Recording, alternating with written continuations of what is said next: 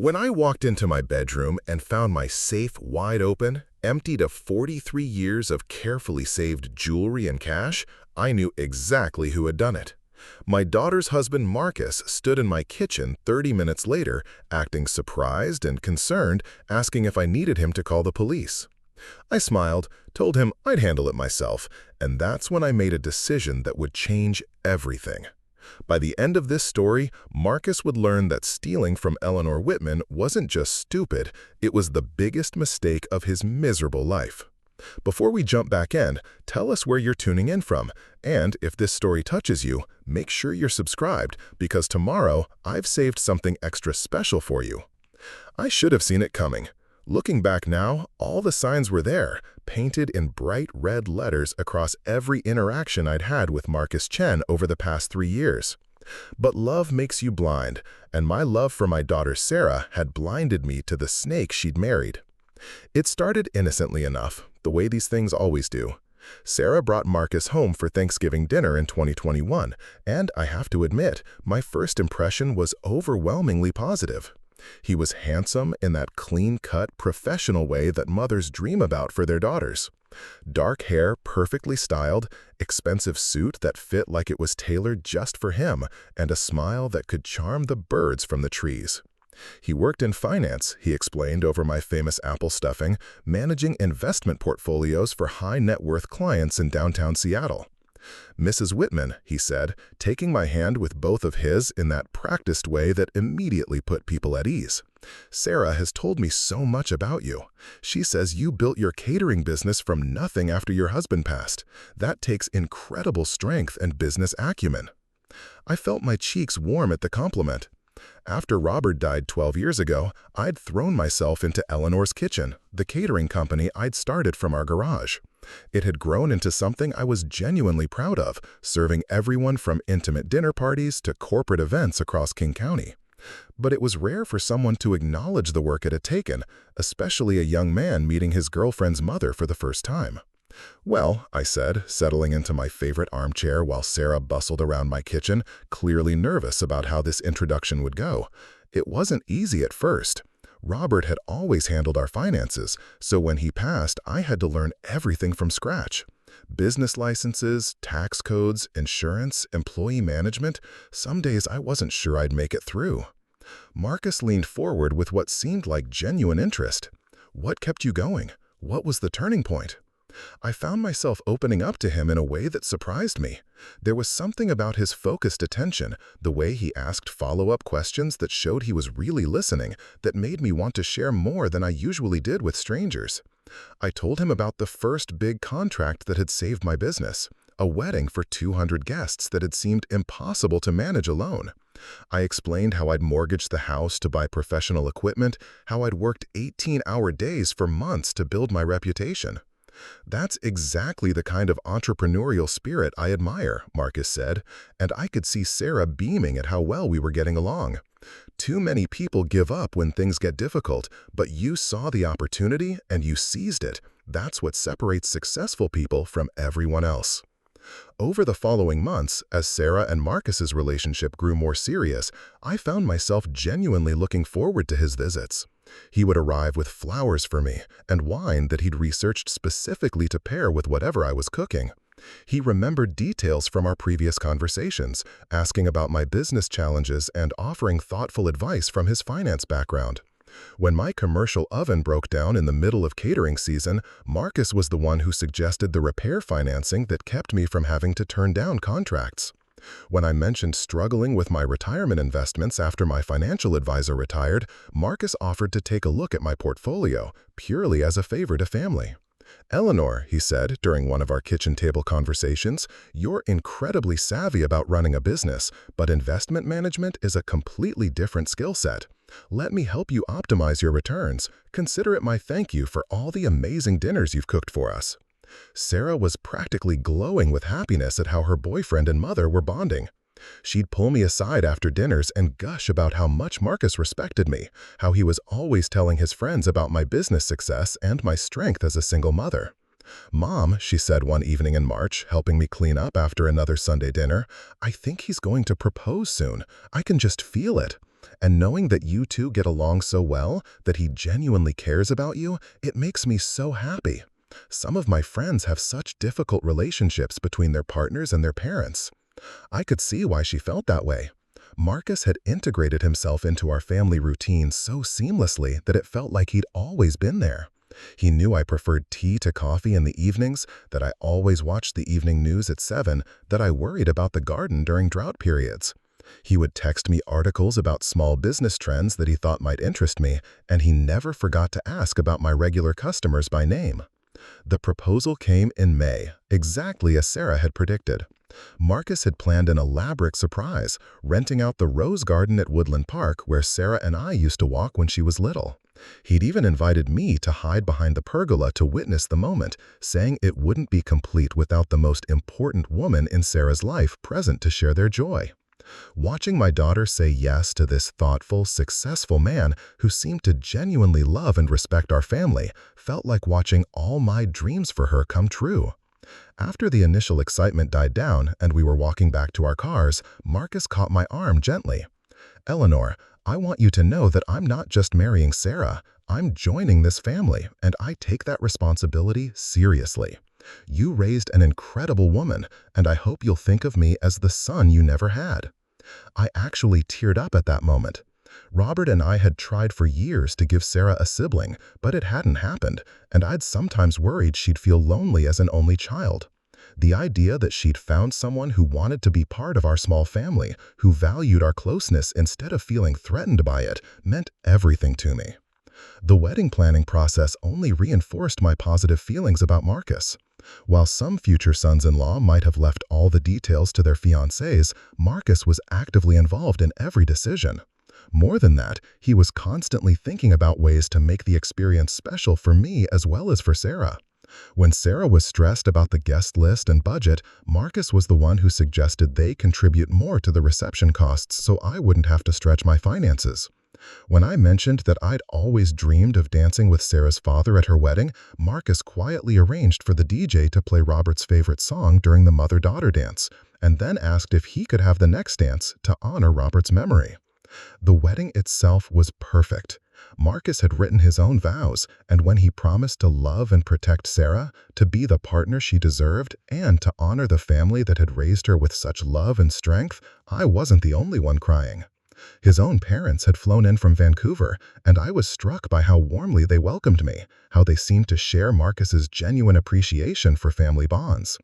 During the reception, Marcus made a point of introducing me to his colleagues and friends, not just as his mother-in-law, but as Eleanor Whitman, the entrepreneur who had built a successful catering business from scratch. He would tell them about my client base, my reputation for excellence, how proud he was to be joining a family of such strong, independent women. "You should see her kitchen," he told his best man during the cocktail hour. "It's like watching a master chef orchestrate a symphony. Sarah gets her work ethic and attention to detail from her mother, no question." That night, as I helped Sarah out of her wedding dress in the bridal suite, she was practically glowing with happiness. "Mom, did you see how Marcus was with everyone tonight? How he made sure you were included in every conversation? How he kept checking to make sure you were having fun? I'm so lucky to have found someone who understands how important you are to me." I was lucky too, I thought. Lucky that my only child had found someone who seemed to genuinely love her, who respected the family that had raised her, who wanted to build something beautiful together instead of trying to tear down the relationships that existed before he came along. The first year of their marriage reinforced everything I'd believed about Marcus.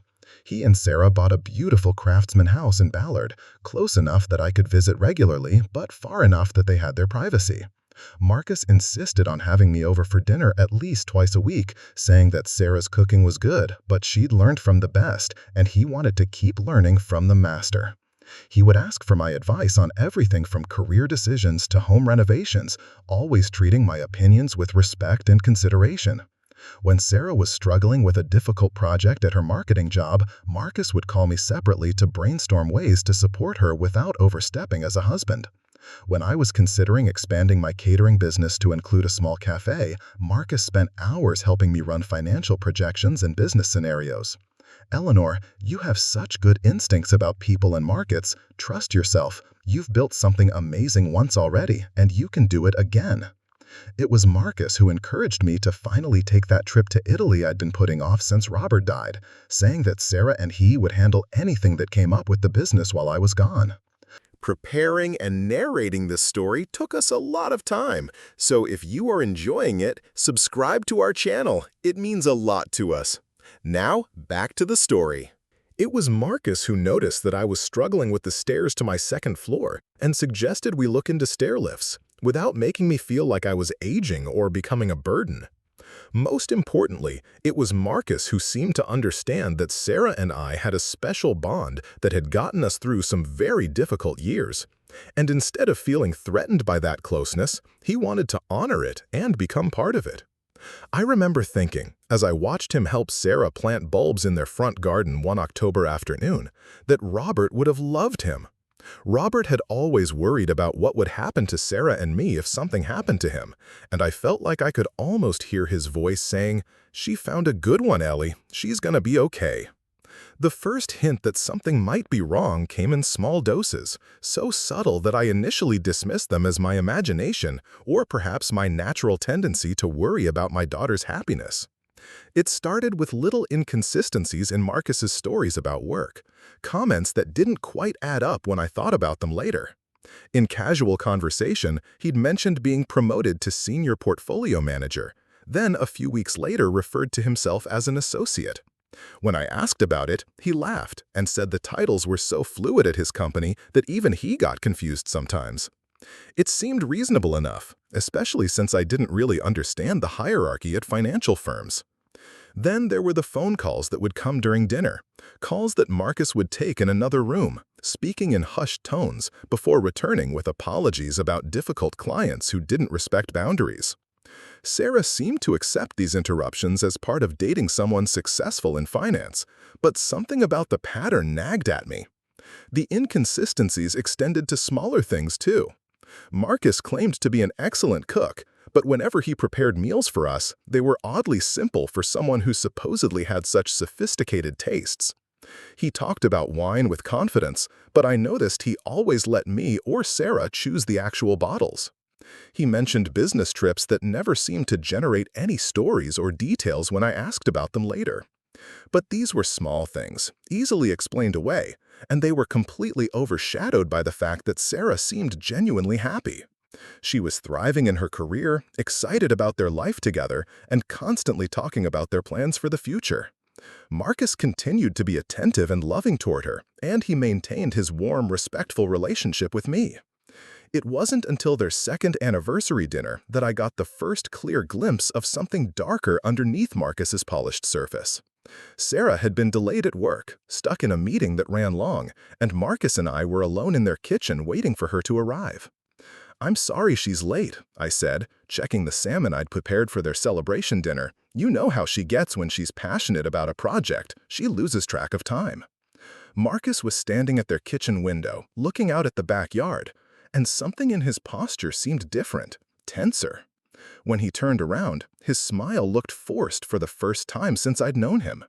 "Actually, Eleanor, I'm glad we have a few minutes alone. There's something I've been wanting to discuss with you." The tone of his voice made something cold settle in my stomach. This wasn't the warm family conversation voice I was used to. This was something else entirely. "What is it?" I asked, setting down my spatula and giving him my full attention. Marcus walked over to their kitchen island, the one I'd helped them pick out when they'd renovated, and leaned against it in a way that seemed casual but felt somehow aggressive. "It's about Sarah's relationship with you. I think it might be a little unhealthy." The words hit me like a physical blow. "What do you mean?" "Well, she calls you every day, sometimes multiple times. She runs every decision by you before she makes it. She spends more time at your house than she does at home with me. For a married woman, don't you think that level of dependence on her mother is a bit excessive?" I stared at him, trying to process what I was hearing. This was the same man who had praised our close relationship for 3 years, who had said he wanted to honor the family that had raised Sarah with such love and strength. "Marcus, Sarah and I have always been close. After her father died, we only had each other for a long time. That doesn't just disappear when she gets married. I thought you understood that. I thought you appreciated it." His laugh was different too, colder than I'd ever heard from him. "I appreciated a lot of things when I was trying to make a good impression. But we're family now, Eleanor. We can be honest with each other." "Honest about what?" "About the fact that you've raised a daughter who can't make a decision without calling mommy first. About the fact that she'd rather spend Sunday afternoon at your house than at home with her husband. About the fact that you've made yourself so central to her life that there's no room for anyone else to be the most important person." Each word felt like a slap. I gripped the edge of their granite countertop, the same countertop I'd helped them choose, trying to steady myself. "That's not true," I said quietly. "Sarah loves you. She chose you. She married you." "She married me," Marcus agreed, "but she's still emotionally married to you. And frankly, Eleanor, I'm tired of competing with my wife's mother for her attention and loyalty." Before I could respond, we heard Sarah's key in the front door, and Marcus's entire demeanor changed like someone had flipped a switch. The warm smile returned, the loving husband mask slipped back into place so seamlessly that I almost wondered if I'd imagined the entire conversation. "There's my beautiful wife," he said, walking over to greet Sarah with a kiss that looked perfectly genuine. "I hope your meeting went well. Your mother's been taking amazing care of dinner." Sarah apologized for being late, kissed my cheek, and began chattering about her project, while I stood in their kitchen feeling like the world had shifted underneath my feet. Throughout dinner, Marcus was his usual charming self, asking interested questions about Sarah's work, complimenting my cooking, sharing amusing anecdotes about his day. But I kept catching him looking at me with an expression I'd never seen before, something calculating and cold that disappeared the instant Sarah glanced in his direction. It was like watching a master actor perform two completely different roles simultaneously, and realizing that one of them had to be fake. The question was, which one was real? Driving home from that anniversary dinner, my hands were shaking on the steering wheel. The conversation with Marcus kept replaying in my mind, his words cutting deeper each time I remembered them. "She's still emotionally married to you." The accusation felt like poison spreading through my chest, making it hard to breathe. I pulled into my driveway and sat in the darkness of my garage for 20 minutes, trying to make sense of what had just happened. Had I really been so blind to Marcus's true feelings about my relationship with Sarah? Or had something changed in him, some mask finally slipping after 2 years of marriage? The worst part was the doubt he'd planted. Was Sarah too dependent on me? Had I somehow failed to let her grow into full independence as a wife? These were questions that had haunted me since her teenage years, the constant worry of every single parent that they might be holding their child too close, loving too fiercely. But even as I questioned myself, something else was growing underneath the self-doubt. Anger. Pure, clean anger at Marcus for ambushing me with criticism he'd hidden for years, for making me feel guilty about a relationship that had sustained both Sarah and me through the darkest period of our lives. Over the following weeks, I started paying attention to things I'd previously overlooked. The way Marcus would subtly steer conversation away from topics that involved me when we were all together. The slight tension in his jaw when Sarah would mention calling me or visiting me. The way he'd find reasons to keep Sarah busy on weekends when we'd traditionally spend time together. Most disturbing of all, I began to notice changes in Sarah herself. She seemed more anxious, more apologetic about spending time with me.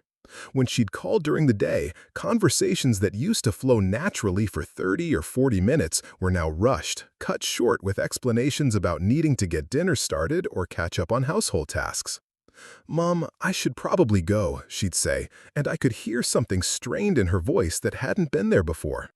"Marcus will be home soon, and you know how he likes us to have time to talk about our days." Did I know that? Was that something Marcus had told her, or something she'd decided on her own? The more I thought about it, the more I realized I didn't really know what went on in their house when I wasn't there, what conversations they had about me, what expectations Marcus might be setting that Sarah felt obligated to meet. The breaking point came 6 weeks after that anniversary dinner, during what should have been a routine Sunday visit to my house. Sarah arrived alone, explaining that Marcus was feeling under the weather and had decided to stay home and rest. She seemed jumpy from the moment she walked in, checking her phone constantly and barely touching the lunch I'd prepared. When I asked if everything was okay, she gave me a smile that didn't reach her eyes. "Of course, Mom, everything's fine. I'm just tired from work." But as the afternoon wore on, the facade began to crack. When I mentioned that Marcus hadn't been returning my calls about helping with their kitchen renovation project, Sarah's face flushed. "Mom, about that, Marcus thinks it might be better if we handle the renovation ourselves, as a married couple project, something for us to tackle together." I set down my teacup carefully, feeling that familiar cold sensation in my stomach. "Sarah, I'm a professional contractor. I've renovated dozens of kitchens. I was offering to help because I have the experience and the connections to get you better prices on materials." I know you do, and we appreciate the offer, we really do. It's just," she trailed off, looking miserable. "It's just what?" "It's just that Marcus thinks it's important for us to be more independent as a couple, to handle our own challenges without always turning to family for help." The words hit me like a physical blow, but what hurt even more was seeing my daughter's face as she said them. She looked guilty and conflicted, like she was betraying someone no matter what she said. "Sarah, sweetheart, look at me." I reached across my kitchen table to take her hand, and I could feel her trembling slightly. "Is this really what you want? To be more independent from me?" Her eyes filled with tears, and for a moment I saw my little girl again, the one who used to crawl into my bed during thunderstorms and tell me all her secrets. "I don't know, Mom. I'm so confused about everything. Marcus says that healthy marriages require boundaries with extended family, and that you and I are too enmeshed, and that it's not fair to him for me to always put your needs before his needs." "Do you feel like you put my needs before his?" She was crying now, ugly tears that broke my heart. "I don't know what I feel anymore. All I know is that I love you both, and I hate feeling like I have to choose between you. I hate that every conversation with Marcus turns into an analysis of how much time I spend with you, or how often I call you, or whether I'm being a good wife or a dutiful daughter. Honey, you shouldn't have to choose. A good husband doesn't make his wife choose between him and her family." "But Mom, what if he's right? What if I am too dependent on you? What if I never really learned how to be a fully independent adult because you and I got so close after Dad died?" I stared at my daughter, seeing the way Marcus's poison had infected her thinking, the way he'd taken our greatest strength and twisted it into a source of shame and doubt. "Sarah Elizabeth," I said, "you are one of the strongest, most independent women I know. You built a successful career on your own merit. You bought a house, manage your finances, make thoughtful decisions about your life. The fact that you love your mother and value her opinion doesn't make you weak or dependent. It makes you connected to your roots and confident enough in yourself to maintain meaningful relationships." She sobbed harder at that, and I moved around the table to hold her while she cried. Over her shoulder, I found myself staring out my kitchen window at the garden Robert and I had planted together, thinking about the conversation I was going to have with Marcus very soon. That conversation came sooner than I'd expected. 3 days after Sarah's breakdown in my kitchen, Marcus called me directly, something he rarely did without Sarah being part of the conversation. "Eleanor, I think we need to talk, privately." His tone was different again, not the warm family voice or even the cold honesty voice from the anniversary dinner. This was something new, something that sounded almost like pity. "Of course, Marcus, would you like to come over for dinner?" "Actually, I was thinking somewhere more neutral. How about that coffee shop on Capitol Hill where you and Sarah used to go, Victrola on Pike?" The choice of location felt deliberately cruel. Victrola was where Sarah and I had spent countless Saturday mornings during her high school years, talking about everything from boy drama to college plans. It was one of our special places, and Marcus knew that. I agreed anyway, curious to see what game he was playing and confident in my ability to handle whatever he threw at me. After 43 years of running my own business, dealing with difficult clients, and raising a daughter as a single parent, I wasn't easily intimidated by entitled young men with superiority complexes. Marcus was already seated when I arrived, in a corner booth that would give us privacy for whatever confrontation he had planned. He stood when he saw me, ever the gentleman in public, and kissed my cheek in greeting as though we were still playing Happy Family. "Eleanor, thank you for coming. I ordered you a lavender latte. Sarah mentioned it was your favorite here." Of course he'd remembered that detail. Marcus was exceptional at remembering details when they served his purposes. I settled into the booth across from him, noting how he'd positioned himself with his back to the wall, a power position that gave him a view of the entire cafe while forcing me to sit with my back exposed. Even his seating choice was calculated. "What did you want to discuss, Marcus?" He took a sip of his coffee, studying me over the rim of his mug with an expression I couldn't quite read. "I wanted to talk about what happened the other day with Sarah." Her little breakdown at your house. Little breakdown. As though my daughter's emotional crisis was something trivial, unworthy of serious attention. Sarah was upset about feeling caught between us, I said carefully. It seems like she's been under a lot of pressure lately. Marcus nodded as though I'd confirmed something he'd already known. Exactly. She's been under pressure because she's trying to navigate an impossible situation. She's trying to be a wife to me while still being a little girl to you. She's not trying to be a little girl to anyone, Marcus. She's trying to maintain a loving relationship with her mother while building a marriage with her husband. That's what healthy adults do. Is it? His smile was sharp around the edges, because from where I sit, Eleanor, what you call a loving relationship looks a lot like emotional manipulation. The accusation hung in the air between us like smoke from a fire, acrid and impossible to ignore. Excuse me? You've made yourself so essential to Sarah's emotional well-being that she can't make a decision without calling you first. You've convinced her that your opinion matters more than her husband's. You've created a dynamic where she feels guilty for prioritizing her marriage over her relationship with Mommy. I felt heat rising in my chest, but I kept my voice level. I have never, ever asked Sarah to prioritize me over you. I've gone out of my way to support your marriage and welcome you into our family. Have you? Or have you gone out of your way to make yourself seem supportive while subtly undermining your role as Sarah's primary emotional partner? What are you talking about? Marcus leaned forward, and his voice dropped to that intimate, confidential tone he used when he wanted to seem like he was sharing a profound truth. Every time Sarah has a problem at work, who does she call first? You. Every time she needs to make a decision about the house or her career, or even what to wear to an important event, who does she consult? You. Every time we have a disagreement about something, whose voice does she hear in her head telling her what the right answer should be? Yours.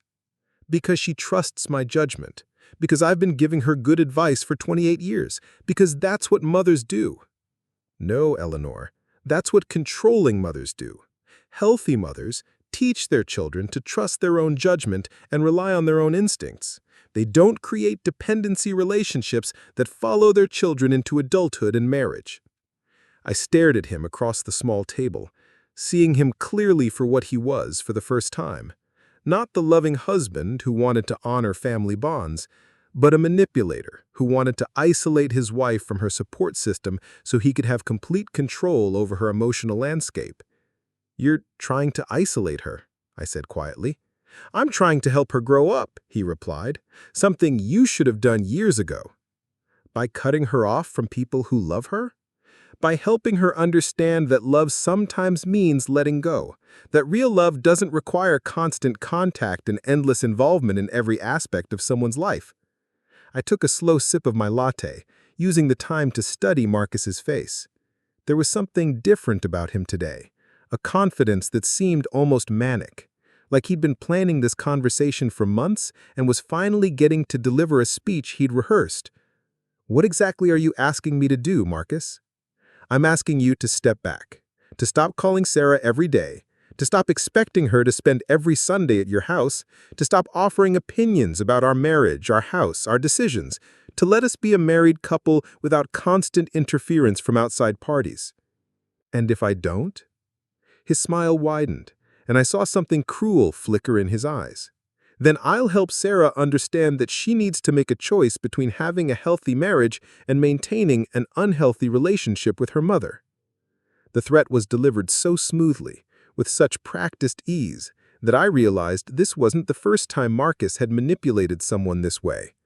This was a man who understood exactly how to use love as a weapon, how to make people feel guilty for caring about each other. You would really ask her to choose between us? I would really help her see that she doesn't need to feel guilty for prioritizing her husband over her mother, and it's natural and healthy for a married woman to create boundaries with her family of origin. I set down my mug and looked directly into Marcus's eyes, letting him see that I wasn't intimidated by his psychological games. And you think she'll choose you? I know she will, because she's my husband and she made vows to me that she didn't make to you. Because she's building a future with me that she can't build with you. Because ultimately, Eleanor, she's going to have to grow up and leave Mommy behind.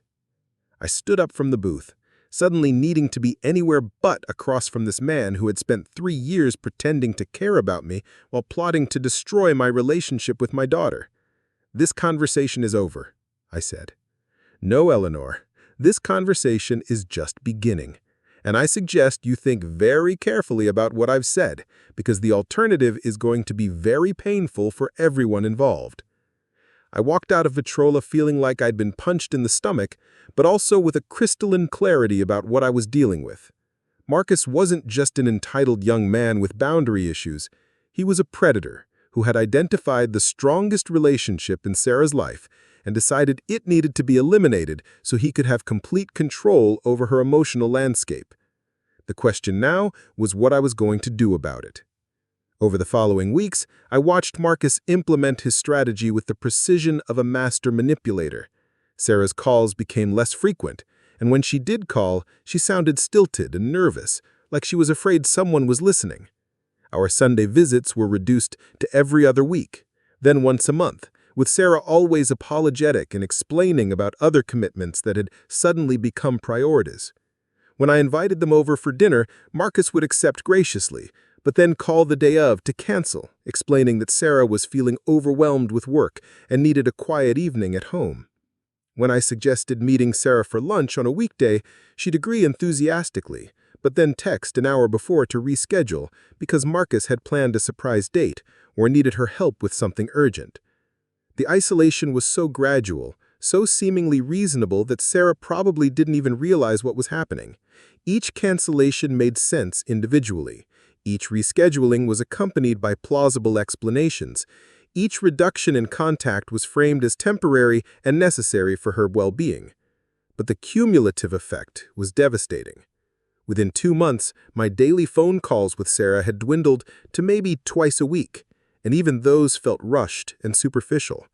Our weekly visits had become monthly obligations that Sarah seemed to endure rather than enjoy. The easy intimacy we'd shared for 28 years was being systematically destroyed, replaced by an artificial distance that left both of us feeling lonely and disconnected. The worst part was seeing how the isolation affected Sarah herself. When I did see her, she seemed smaller somehow, less confident and vibrant than the woman who had been thriving just months earlier. She'd lost weight, and there were dark circles under her eyes that suggested she wasn't sleeping well. When she talked about her work or her interests, she seemed to second-guess herself constantly, looking to Marcus for approval before expressing opinions she used to share freely. "I was thinking about taking that photography class I mentioned," she said during one of our increasingly rare visits, "but Marcus thinks it might be better to focus on home improvement projects right now. He's probably right. The house should be our priority." The Sarah I'd raised would never have abandoned a creative pursuit that excited her because her husband had other priorities for her time. But this new Sarah, the one Marcus was systematically creating, seemed to have lost touch with her own desires and instincts. I tried to address the changes directly, but every attempt was met with defensive explanations that sounded rehearsed. "Mom, I'm just going through an adjustment period. Marriage requires compromises, and I'm learning how to balance everyone's needs." "Whose needs are you balancing, honey?" "Mine and Marcus's, obviously." "But what about your need to take that photography class? Your need to spend time with friends and family? Your need to pursue interests that make you happy?" Sarah's face would cloud with confusion whenever I asked questions like these, as though I was speaking a foreign language she couldn't quite translate. "I am happy, Mom. Marcus and I are building something beautiful together. These are just growing pains." But her eyes told a different story. Her eyes looked lost, like she was searching for something she couldn't quite remember losing. The final straw came 4 months after Marcus's coffee shop ultimatum. Sarah called me on a Tuesday evening, and I could tell immediately that something was wrong. Her voice was tight with barely controlled emotion, and she kept apologizing for bothering me with her problems. "Mom, I need to ask you something, and I need you to be completely honest with me." "Of course, sweetheart. What is it?" "Do you think I'm too dependent on you? Do you think our relationship is unhealthy?" The question broke my heart because I could hear Marcus's voice in every word. "Sarah, where is this coming from?" "Marcus and I have been going to couples counseling," she said, and I felt my blood turn to ice water. "The therapist says that some adults struggle with appropriate boundaries with their parents and that it can damage their marriages." Marcus had found a therapist who would validate his perspective. Of course he had. "What kind of boundaries is the therapist suggesting?" "Well, she thinks I should limit contact with you to maybe once a week, and only for specific reasons. No more daily check-ins, no more asking for advice about personal decisions, no more relying on you for emotional support that should come from my husband." I closed my eyes, feeling the trap closing around both of us. Marcus had found a professional who would give his manipulation the stamp of therapeutic approval, making it impossible for Sarah to argue against without seeming like she was rejecting expert help. "And how do you feel about these suggestions?" Sarah was quiet for so long that I wondered if the call had dropped.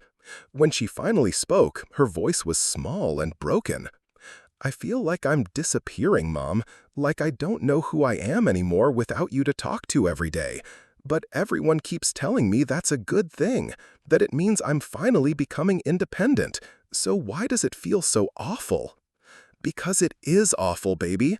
Because there's nothing wrong with having a close relationship with your mother. Because independence doesn't mean isolation, and a good marriage doesn't require you to give up the other relationships that sustain you." "But what if they're right? What if I am too dependent on you? What if that's why I feel so lost without our regular contact?" "Sarah, listen to me very carefully. You don't feel lost because you were too dependent on me. You feel lost because someone is systematically removing your support system and calling it healing." The line went quiet again, and when Sarah spoke, I could hear the tears in her voice. "I don't know what to believe anymore, Mom. I don't know who to trust or what's real. Everyone says they want what's best for me, but I've never felt worse in my entire life." "Then trust that feeling," I said fiercely. "Trust your own instincts. Trust the fact that you know the difference between feeling supported and feeling controlled." After we hung up, I sat in my living room staring at the photo of Robert on the mantel, wishing desperately that he was there to help me figure out how to save our daughter from the man who was slowly destroying her sense of self. That's when I made the decision that would change everything. I was done playing defense. I was done watching Marcus systematically dismantle my relationship with Sarah while hiding behind therapy speak and manipulation tactics. I was done being the understanding mother-in-law who stepped back gracefully while her daughter was being emotionally abused. It was time to go on the offensive. I started with research, spending hours online learning about financial manipulation, emotional abuse, and the tactics predators use to isolate their victims. I read articles about gaslighting, about love bombing, about the way abusers would present themselves as perfect partners while gradually eroding their victims' connections to outside support. Everything I read sounded like a blueprint for Marcus's behavior over the past year. The gradual escalation from charm to control, the way he'd positioned himself as the voice of reason while painting me as the problem, the systematic isolation disguised as healthy boundary setting. But knowledge wasn't enough. I needed evidence, and I needed a plan. I started paying attention to Marcus's social media presence, something I'd never bothered to examine closely before. His LinkedIn profile was impressive enough, listing him as a senior portfolio manager at a well-respected financial firm downtown. But when I cross-referenced his employment history with the firm's website and employee directory, I found some interesting discrepancies. Marcus claimed to have been with the company for 4 years, but the employee directory only showed his name for the past 18 months. His title was listed as Associate Portfolio Manager, not Senior. And when I called the company's main line asking to speak with Marcus Chen about a potential investment opportunity, I was told that Mr. Chen was currently on administrative leave, pending an internal investigation. Administrative leave, internal investigation. I felt a familiar cold sensation in my stomach as I began to understand that Marcus's professional life might not be what he'd claimed. I dug deeper, using the business research skills I'd developed over decades of running my own company. Public record searches revealed that Marcus had declared bankruptcy 3 years ago, just months before he'd started dating Sarah. Credit reports, which I was able to access through my business relationships with lenders, showed a pattern of maxed-out credit cards and defaulted loans that painted a picture of someone in serious financial trouble. Most disturbing of all, I found records of a civil lawsuit filed against Marcus by a previous employer, alleging that he had misappropriated client funds and engaged in unauthorized trading activities. The case had been settled out of court, but the allegations were serious enough to explain why Marcus might be having trouble maintaining steady employment in the financial services industry. I sat in my home office at 2 in the morning, surrounded by printouts and documents that told the story of a man who was nothing like the successful, stable husband he'd presented himself to be. Marcus wasn't just emotionally manipulative, he was a fraud, a man living on borrowed time and stolen credibility, who had probably targeted Sarah specifically because she represented financial security and social respectability. But even armed with this information, I knew I couldn't simply present it to Sarah and expect her to believe me. Marcus had spent months conditioning her to distrust her own judgment and to see criticism of him as evidence of my unhealthy attachment to her. If I came at her directly with accusations about her husband's character and financial stability, she would almost certainly dismiss it as a desperate attempt to break up her marriage. I needed a different approach. I needed Marcus to reveal himself. The opportunity came 2 weeks later when Sarah called to tell me that she and Marcus were planning a vacation to Hawaii for their 3rd wedding anniversary. "It's going to be amazing, Mom! Marcus found this incredible resort on Maui, right on the beach. We're staying for 10 days, and he's planning all sorts of romantic surprises." I made appropriate, excited noises while my mind raced through the implications. A 10-day vacation to Hawaii wasn't cheap, especially at the kind of resort Marcus would choose to impress Sarah. If he was really on administrative leave from his job, if he was really in the kind of financial trouble the record suggested, how was he planning to pay for this trip? "That sounds wonderful, honey. I'm so excited for you both. How are you managing the expense? Is Marcus getting a bonus at work?" There was a slight pause before Sarah answered. "Actually, it's been a little stressful. Marcus says the money from his investment accounts is tied up right now, so we're going to need to use some of my savings to cover the trip, but he promises he'll pay me back as soon as his funds are liquid again." My heart sank as I understood what was happening. Marcus was using Sarah's own money to finance the romantic gestures that were supposed to prove his devotion to her. He was quite literally making her pay for her own manipulation. "How much of your savings are we talking about, Sarah?" "Well, the resort is pretty expensive, and Marcus wants to do helicopter tours and spa treatments and all sorts of special experiences. It's probably going to be around $15,000 total." $15,000! Nearly half of the emergency fund Sarah had been building since college, money she'd saved through careful budgeting and disciplined investing, money that Marcus was now appropriating for a vacation that would further isolate her from reality while depleting the financial independence that might allow her to leave him if she ever realized what he was doing to her. Honey, are you comfortable spending that much of your savings on one trip? Mom, please don't start with the financial advice. Marcus knows what he's doing, and this is important for our marriage. We've been under a lot of stress lately with the counseling and everything. We need this time together. I heard Marcus's voice in every word of her response, the way he'd trained her to view my legitimate concerns as interference, my protective instincts as attempts to undermine their relationship. Of course you need time together, I said carefully. I just want to make sure you're both on the same page about the finances. We are, Sarah said firmly. Marcus handles all our investment decisions now. He's much better at that stuff than I am. Marcus handles all their investment decisions. My daughter, who had been managing her own finances successfully since her first job at 16, had apparently handed over control of her money to a man who was currently under investigation for financial misconduct. After we hung up, I sat in my kitchen staring at my phone, trying to figure out how to save my daughter from a predator who had convinced her that salvation looked like financial exploitation and emotional isolation. That's when I remembered my conversation with Marcus at the coffee shop, the way he'd threatened to make Sarah choose between us if I didn't step back voluntarily. The confidence in his voice when he'd said he knew she would choose him. Marcus had declared war on me, using my own daughter as a weapon. He'd systematically destroyed our relationship while positioning himself as her savior, taken control of her finances while convincing her it was for her own good, isolated her from her support system while calling it healthy boundaries. It was time to show him what war actually looked like.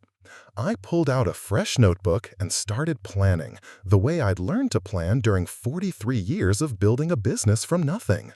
I wrote down everything I knew about Marcus, every vulnerability I'd discovered, every lie he'd told, every manipulation he'd used. Then I started planning his destruction, step by methodical step. The plan I devised was elegant in its simplicity.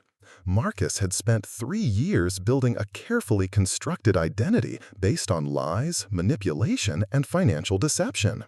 All I had to do was systematically expose each layer of that false persona until there was nothing left but the truth. I started with his employer.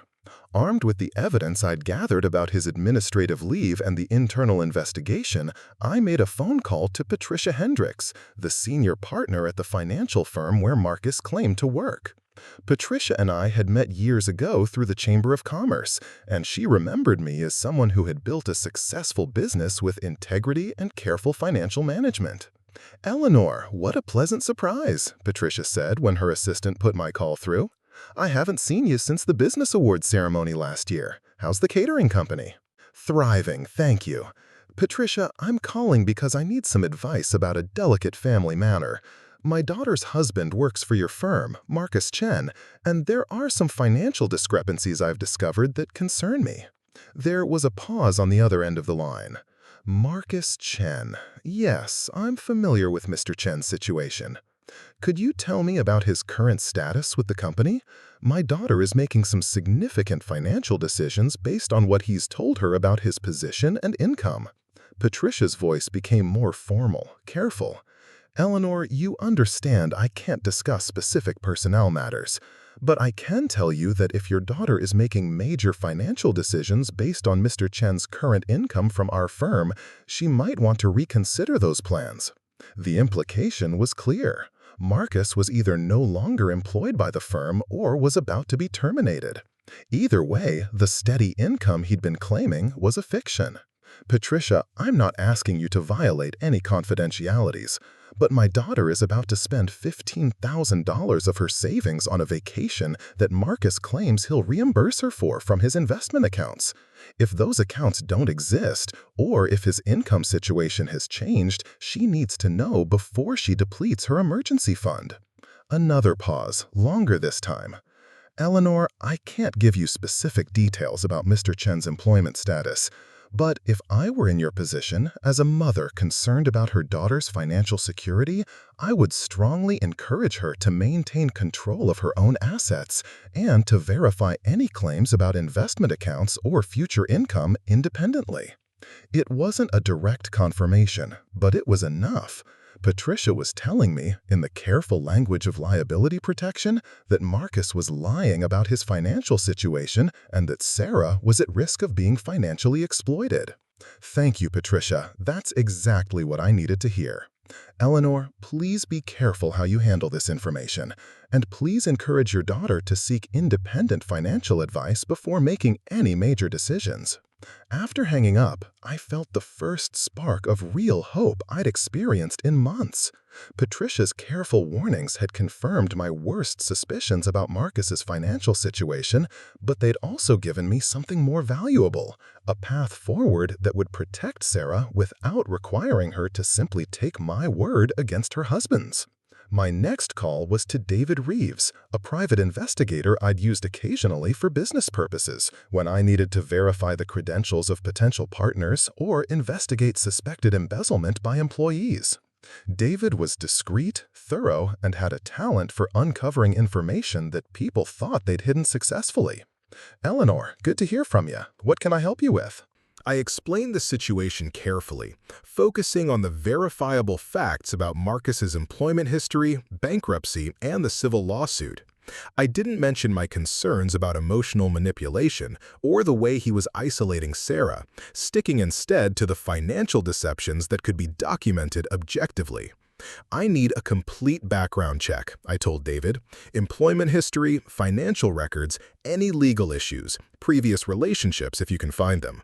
Everything that would help someone understand who they're really married to." "How soon do you need this?" I calculated the timeline for Marcus and Sarah's Hawaii trip. 2 weeks. Can you do it? "For you? Absolutely. Send me everything you've already found and I'll take it from there." While David worked on the comprehensive investigation, I focused on the more immediate problem of Sarah's savings. $15,000 might not seem like a fortune to some people, but for a young couple just starting out, it represented security, freedom, and options. I couldn't let Marcus steal that from her, even if she was willingly handing it over. I called Sarah on a Thursday evening, timing the call for when I knew Marcus would be at his weekly poker game with friends. "Mom, hi, is everything okay? You don't usually call on Thursday nights." "Everything's fine, sweetheart. I was just thinking about your Hawaii trip and wondering if you'd made all the arrangements yet." "Most of them. Marcus is handling the resort and activities, and I'm taking care of the flights. It's going to be incredible, Mom. 10 days of just us. No work stress, no counseling sessions, no family drama. Just time to reconnect." The excitement in her voice broke my heart. Sarah was genuinely looking forward to this trip, seeing it as a chance to repair her marriage and rediscover her happiness. She had no idea she was paying for her own continued manipulation. "That sounds wonderful. Have you transferred the money to Marcus yet for the resort?"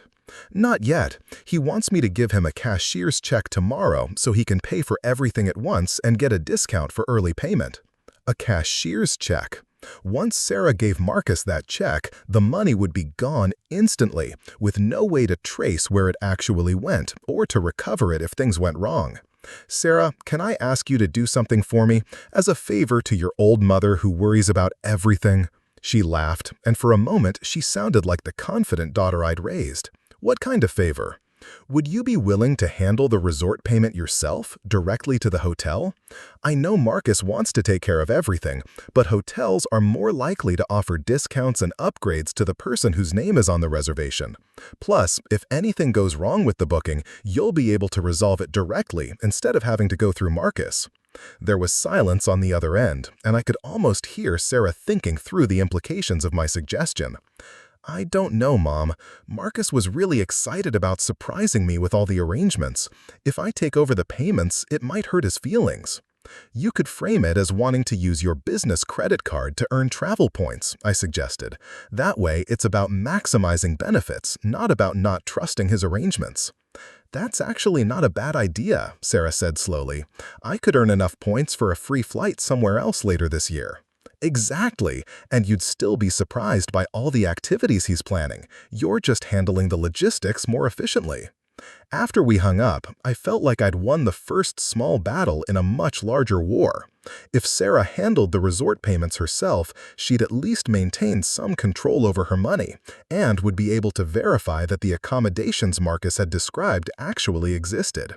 But the real test would come when David finished his investigation, and I had to decide how to present the information to Sarah in a way that would open her eyes without driving her deeper into Marcus's arms. David called me exactly 2 weeks later on a Monday morning when I was reviewing invoices for my catering business. Eleanor, you need to sit down for this conversation. What I found about Marcus Chen is worse than you suspected. I set aside my paperwork and gave David my full attention. Tell me everything. Let's start with employment. Marcus was terminated from his current job 6 months ago for unauthorized trading activities and suspected client fund misappropriation. The company didn't press criminal charges in exchange for his quiet resignation, but he's been blacklisted from working at any reputable financial firm in the Pacific Northwest.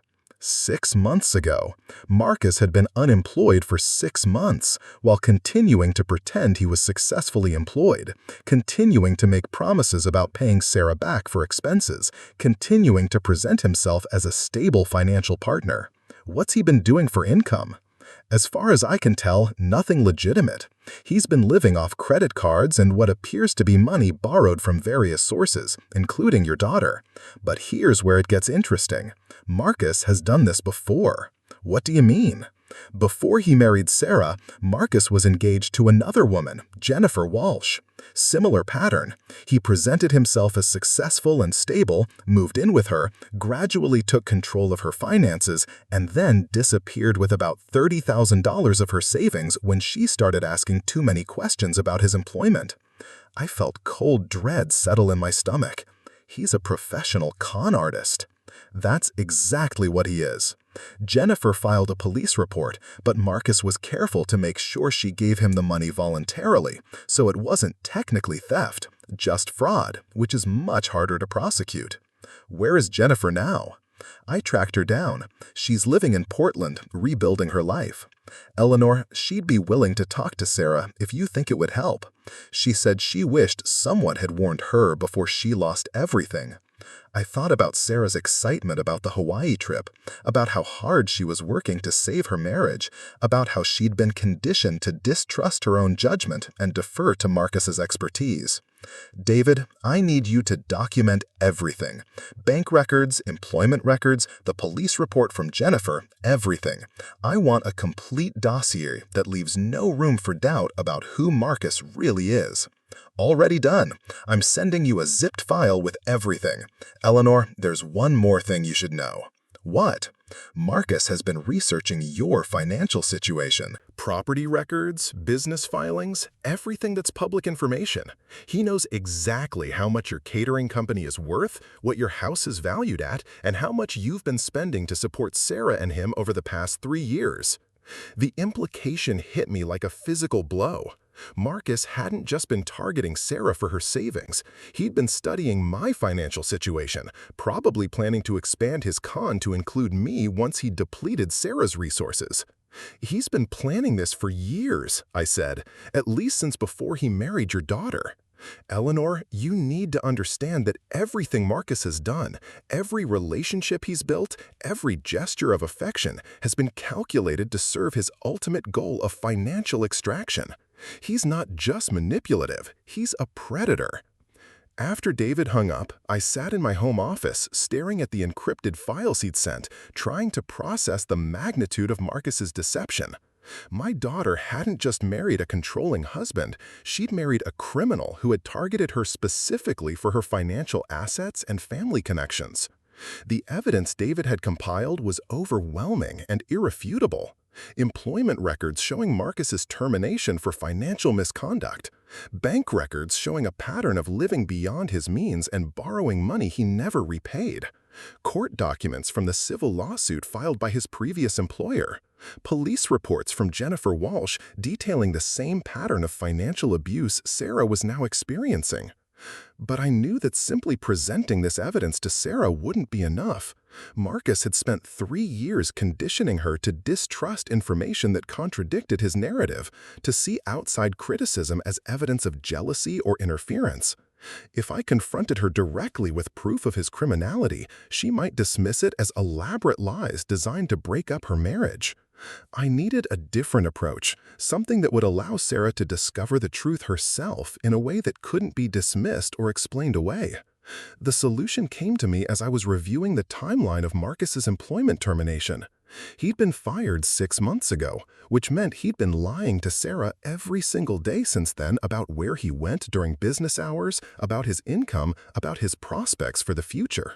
If Sarah could catch him in those daily lies, if she could see for herself the elaborate deception he'd been maintaining, she might finally be ready to question everything else he'd told her. I called Sarah on a Wednesday morning, timing the call for when Marcus would supposedly be at his office. "Hi, Mom. Is everything okay? I'm actually getting ready to leave for lunch with Marcus. He's meeting me at that new restaurant downtown."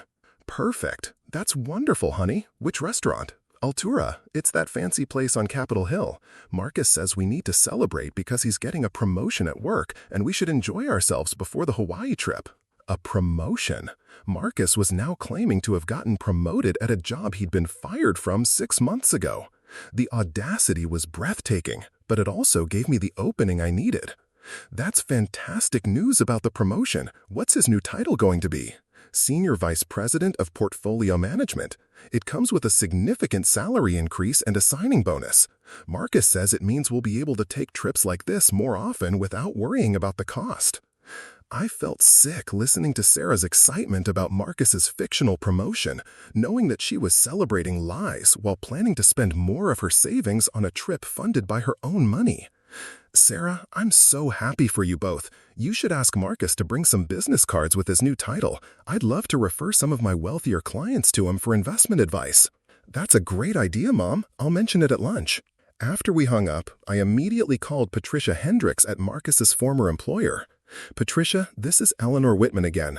I need to ask you a very direct question, and I understand if you can't answer it officially." "What do you need to know, Eleanor?" "If someone called your office today, asking to speak with Marcus Chen about a potential investment opportunity, what would they be told?" Patricia was quiet for a moment.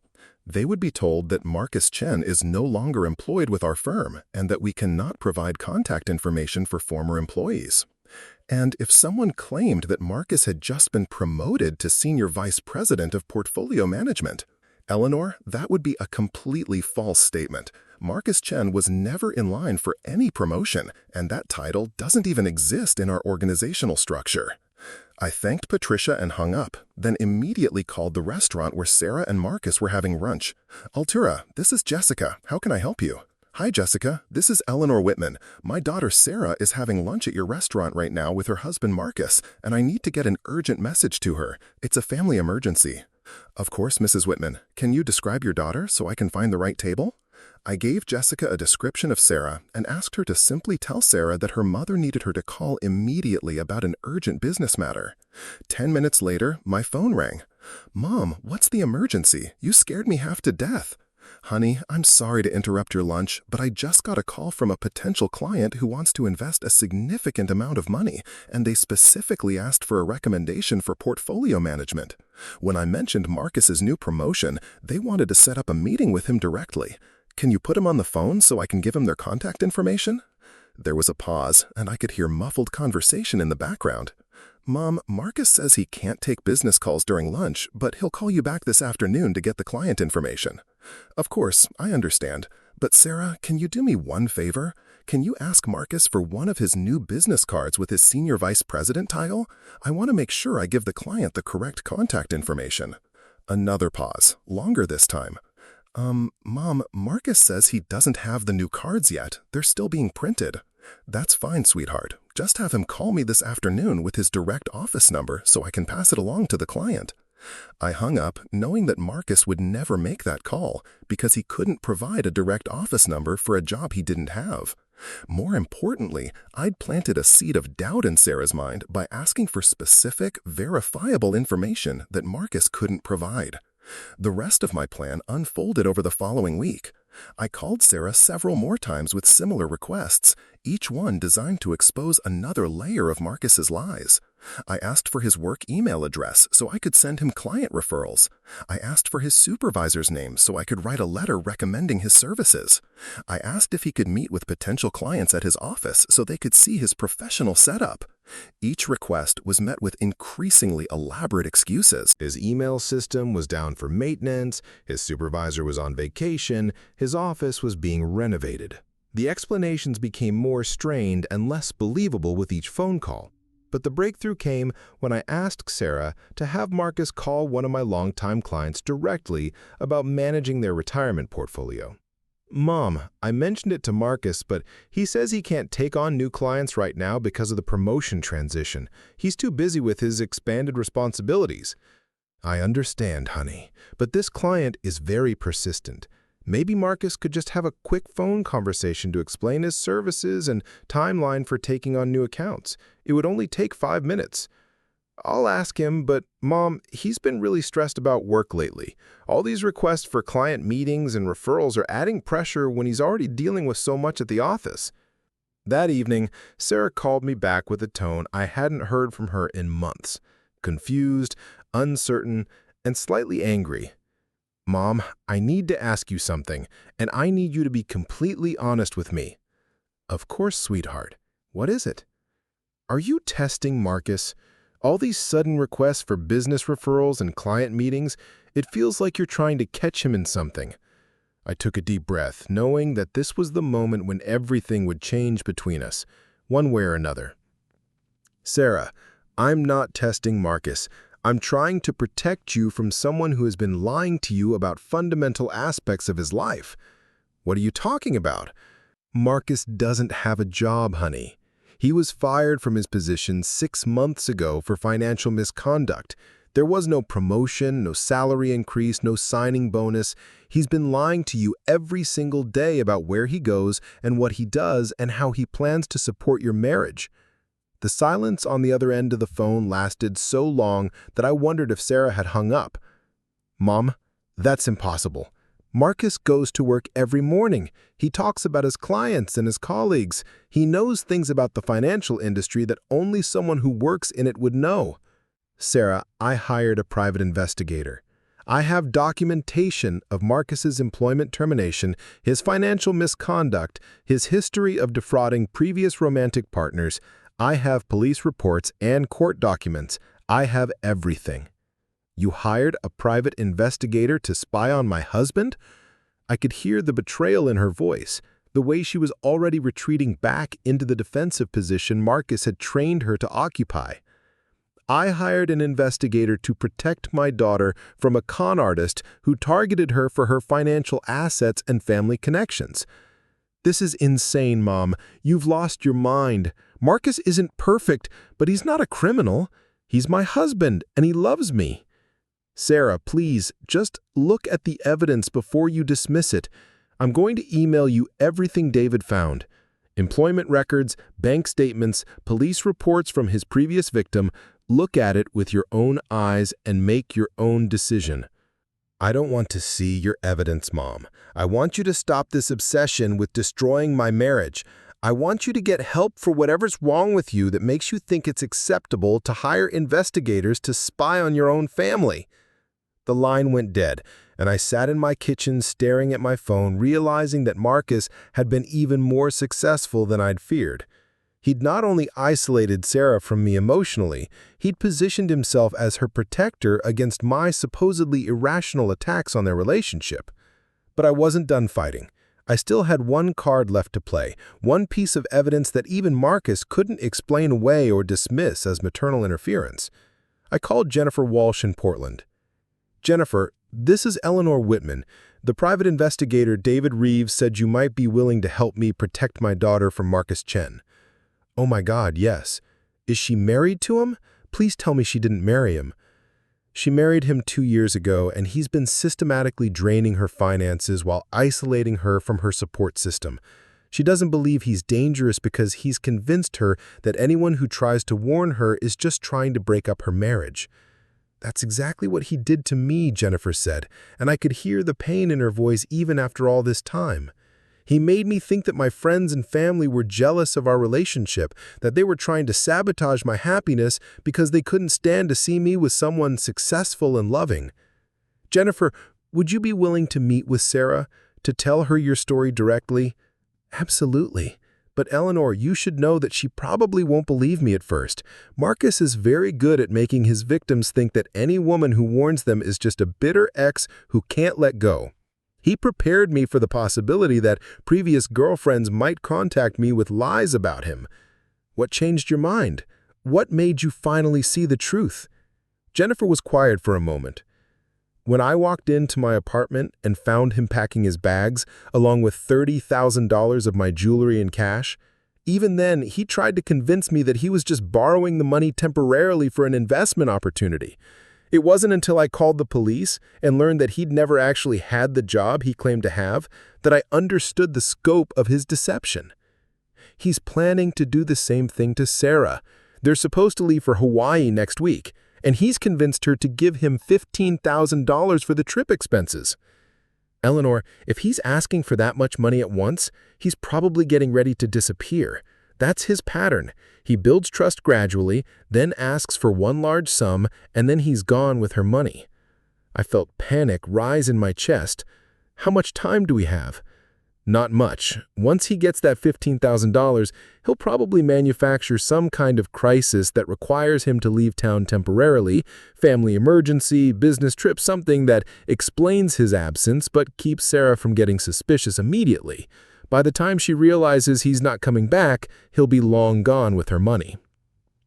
After hanging up with Jennifer, I sat in my living room trying to figure out how to save my daughter from a predator who had isolated her so effectively that she couldn't hear warnings from the people who loved her most.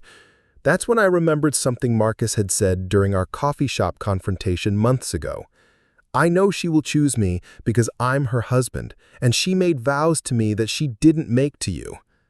Marcus was counting on Sarah's commitment to her marriage, her belief in the vows they had exchanged, her determination to fight for their relationship even when things got difficult. He was using her own loyalty and love as weapons against her. But those same qualities, the stubborn love and fierce loyalty that made Sarah vulnerable to Marcus's manipulation, were also what would drive her to fight for the truth once she finally saw it clearly. I just had to find a way to show her something she couldn't explain away, something so undeniably real that even Marcus couldn't spin it into another story about jealous family members trying to sabotage their happiness. The solution came to me at 3 in the morning, lying in bed thinking about Jennifer's story and the pattern of Marcus's previous con. He'd asked for one large sum of money, then disappeared with it when Jennifer started asking questions. He was about to do the same thing to Sarah with the Hawaii trip money. But what if Sarah discovered his deception before he could disappear? What if she caught him in the act of stealing from her in a way that couldn't be explained or dismissed? I picked up my phone and sent Sarah a text message. Sarah, I know you don't want to hear from me right now, but I need you to do one thing before you give Marcus the money for Hawaii. Go to the resort website and verify that the reservations exist under your name. Call them directly, not through Marcus. Just make sure you're actually booked for the dates you think you're going. If I'm wrong about Marcus, you'll have peace of mind. If I'm right, you'll have the truth. I hit send and then turned off my phone, knowing that the next few days would determine whether I got my daughter back or lost her forever to a predator who had convinced her that love looked like isolation and control. 3 days later, Sarah called me at 7 in the morning, crying so hard I could barely understand what she was saying. Mom, I called the resort. There are no reservations under my name or Marcus's name. There never were any reservations. The resort doesn't even offer the packages Marcus described. I don't understand what's happening. Where is Marcus now, honey? I don't know. He left yesterday morning saying he had a business trip to Portland, but when I called his office to get his hotel information so I could reach him about the reservation problem, they told me he hasn't worked there for months. Mom, I'm so confused. Nothing makes sense anymore. Sarah, I'm coming over right now. Don't do anything until I get there. Don't call Marcus. Don't transfer any money. Don't make any decisions. Just wait for me. I drove to Sarah's house faster than I'd ever driven in my life, my heart breaking for my daughter, while simultaneously flooding with relief that she was finally ready to see the truth. I found her sitting on her couch in pajamas and a bathrobe, surrounded by bank statements and credit card bills and travel brochures for a trip that had never existed. Her eyes were red from crying, but there was something else there too: anger. Mom, how long have you known? I sat down next to her and took her hands in mine. I've suspected for months that something was wrong, but I've only had proof for a few weeks. Why didn't you tell me sooner? Because I knew you wouldn't believe me. Marcus had conditioned you to distrust anything that contradicted his version of reality. I had to find a way for you to discover the truth yourself. Sarah looked around her living room, at the beautiful house she'd bought with money she'd saved through years of careful budgeting, and I could see her beginning to understand the scope of Marcus's betrayal. He's been lying about everything, hasn't he? His job, his income, his investment accounts, the Hawaii trip, everything. I pulled out the file folder David had prepared and set it on her coffee table. Sarah, I want you to look at this when you're ready. It's everything the private investigator found about Marcus's real history. His employment record, his financial situation, his previous relationships. But most importantly, it's information about Jennifer Walsh, the woman he did this to before you. There was another woman? Same pattern. He convinced her he was successful and stable, moved in with her, gradually took control of her finances, and then disappeared with $30,000 of her money when she started asking too many questions. Sarah opened the folder with shaking hands and began reading. I watched her face change as she absorbed the employment records showing Marcus's termination for financial misconduct, the police reports from Jennifer, the court documents detailing his pattern of fraud and manipulation. He's a professional con artist, she said finally, her voice flat with shock. Yes, he is, and you're not his first victim, but you're going to be his last. Sarah looked up at me with eyes that held a mixture of heartbreak and rage. What do we do now, Mom? Now, we make sure he faces consequences for what he's done to you, and we make sure he can never do it to anyone else. I pulled out my phone and handed it to Sarah. First, you call the police and file a report for fraud and theft. Then you call Jennifer Walsh, who's been waiting to help you understand what happened to her. And then, if you want, we call Marcus and let him know that his con is over. Sarah took my phone with steady hands, and for the first time in 2 years, I saw my real daughter in her eyes. Strong, determined, and absolutely furious at being manipulated by someone who had pretended to love her. Mom, I'm so sorry I didn't listen to you. I'm sorry I let him turn me against you. I'm sorry I almost lost the most important relationship in my life because I was too proud to admit I'd made a terrible mistake. I pulled her into my arms and held her while she cried, feeling like I was getting my daughter back from the dead. You don't need to apologize for anything, sweetheart. You loved someone who lied to you about who he was. The only person responsible for this situation is Marcus. As Sarah dialed the police, I looked around her living room and started planning the next phase of our fight. Marcus might think he'd won by isolating Sarah from her family and stealing her money, but he'd made one crucial miscalculation. He'd underestimated both of us. When the detective arrived to take Sarah's statement, I sat beside her on the couch, holding her hand while she described 3 years of systematic financial and emotional abuse. The evidence David had compiled made the case straightforward, and the detective assured us that Marcus would be arrested as soon as he returned from his fake business trip. But I wasn't content to wait for the legal system to deliver justice. Marcus had spent 3 years destroying my relationship with my daughter while stealing her money and her confidence. He'd targeted us specifically because he thought we were vulnerable, isolated women who could be manipulated and discarded without consequences. He was about to learn how wrong he'd been about both of us. Up next, you've got 2 more standout stories right on your screen. If this one hit the mark, you won't want to pass these up. Just click and check them out.